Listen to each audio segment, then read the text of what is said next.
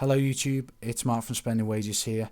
Recently I've had a lot on, but today I finally got a chance to sit down and make this comparison video. And as you can see on the screen, it's going to be between an Astro A40 and a Tritton AX Pro. No doubt you've heard a lot about the two headsets. Maybe you're stuck and you don't know which one to buy. This video should help you make up your mind. At least that's what I hope anyway. Now before the comparison of the two headsets begins, I'm going to quickly run through the structure of the video. I'm going to start off by unboxing an A40. I'm then going to unbox an AX Pro. I will then show you what they look like together, run through some facts and talk about the surround sound. Next up is a brief discussion in relation to the HD PVR from A40, some pros and cons, and finally the video will come to a close with a summary of what has been discussed. So starting off with the unboxing of an A40. I'll try and keep this relatively quick because there's more to this video than just unboxing. Here's another view of the mix amp. This controls the game and voice volume in the headset. Here's a look at the headset itself. This one, as you can see, is white and it is the wired version. There is the MLG tag on the head rail. Each ear rotates like so. Here's a look from the top. One ear and now both ears rotated. Here is a look at the ear cap removal, the QD system, and another look at the headset. Now on to the unboxing of an AX Pro. Again, I'll keep this short and sweet. Here's some of the bits inside, and now a closer look at the volume control. Different channels and their volume. Here is the colour code. Now onto the decoder box. This is what controls the sound going into the AX Pro.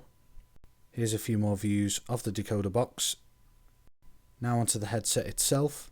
Here it is stood up, and now a view from the top. A look at the leather padding, at full extension, mic position, and stood up on its side. And finally, here's how you remove the ear caps.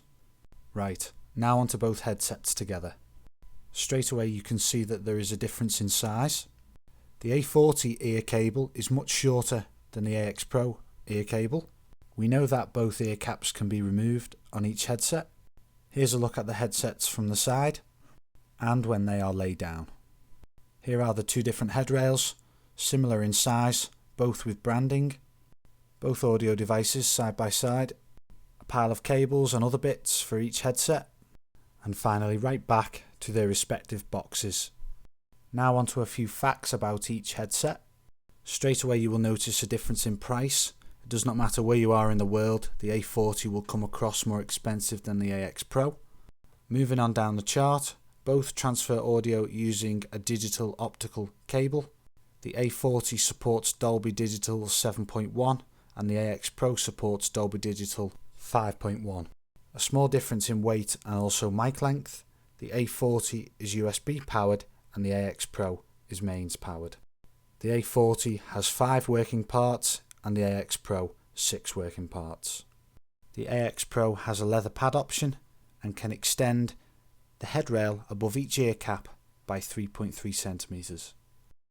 Now a quick word about surround sound.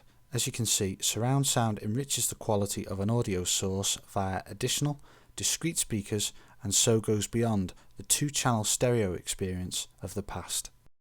Currently available on the market are 3 types of surround sound: 5.1, 6.1 and 7.1. And as you can see, the number at the front relates to the number of speakers. It is now worth pointing out the following note. If you are thinking about buying an Astro A40 because of its surround sound 7.1 potential, then listen up.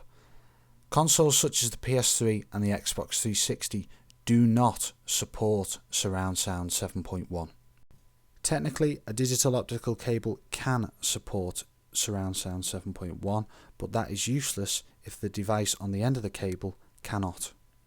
It all gets very technical. Basically, consoles such as these, in their current version, are not advanced enough to support this kind of technology. And so, the maximum surround sound you will be able to obtain is 5.1. Now onto the HD PVR from A40. This is obviously a popular area for many people because it is how gamers get their content onto their computers and then ultimately onto YouTube. I contacted Astro and also Tritton and explained to them that I wanted to use their headset simultaneously with this product. Astro got back to me and said that their product was not designed with this in mind. Tritton came back to me but could not explain how this was done. I'm not going to say that this is impossible, but as things stand, it is looking doubtful. Your best bet is to find another way of doing what you want to do.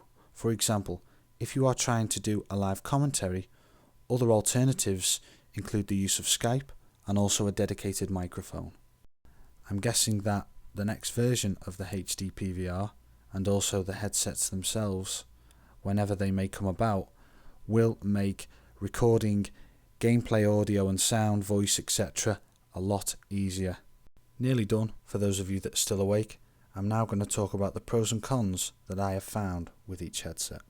Starting off with the A40 Pros. Firstly, I like the box. It's big, it's well made, it's magnetic, and it is almost like a suitcase in so much that you can carry it round. The next plus point for me is that the headset is USB powered. You do not have to worry about finding a main supply. The mic docking position is really good. This stands at 180 degrees. And the microphone can go in either ear and rotate 360 degrees. Both ear caps can rotate 90 degrees. You saw that before. I think that is a really good thing. Ear cap removal is really easy, seeing as they are only secured via magnets. The headset has a definitive on and off button. The QD system, or quick disconnect system, means that you can get up and walk away from the PlayStation or Xbox really easy without having to disconnect a load of cables. And finally, the ease of audio controls. Here you can see exactly to what extent how the game and chat sounds are distributed. Now onto the A40 cons. I could only find 4 myself. Starting off with the price, it is expensive, and if you do want the headset to work in its entirety, you must also purchase the mix amp, because Astro do sell this headset on its own. The fact that it cannot achieve 7.1 surround sound whilst on a PS3 or Xbox, we know that. The lack of speaker settings, here you cannot customize individually how each speaker will react.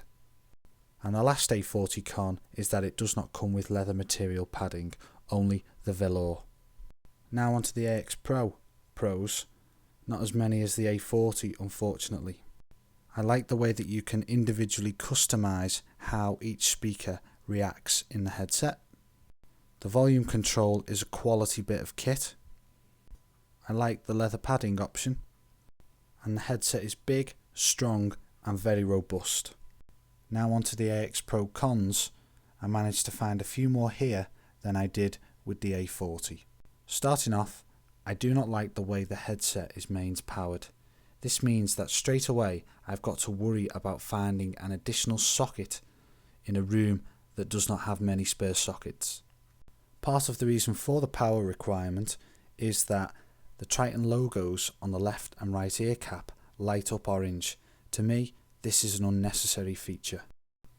The headset does not have an on or off button.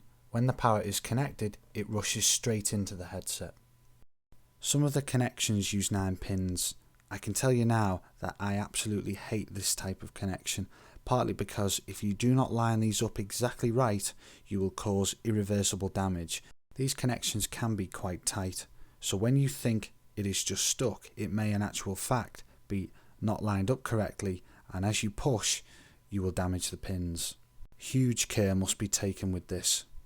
The number of working parts is 6. I feel like this is at least 1 or 2 too many, and as a result there seems to be cables everywhere. Ear cap removal here is quite strange. It is also tough, and at the end of the day there is no real point, as these ear caps cannot be customised. Getting them back on when you have taken them off is a skill in itself. And the last AX Pro con that I picked up on is the limitations with the mic in terms of its positioning. The main reason for this is because the mic is secured to the headset horizontally, whereas the A40's mic is secured vertically and so has complete 360 degree movement. So that's it, comparison done. The rest is up to you. Often in life you get what you pay for. Here, the extra money on the Astro seems to be going on the 7.1 capability and also the association with MLG, but from a gaming point of view, it is clear to see that Astro pay more attention to the detail. For example, magnetic ear caps and the ability to rotate individually each ear cap. That is not to say the AX Pro is a bad headset, far from it. It is a lot cheaper and it also does what it says on the tin, especially in terms of the surround sound. Anyway, enough of me going on. Thanks for watching. I hope I've helped you out. If I haven't or you want to know more, comment on the video or send me a message. Either way, whatever happens, I'll see you next time.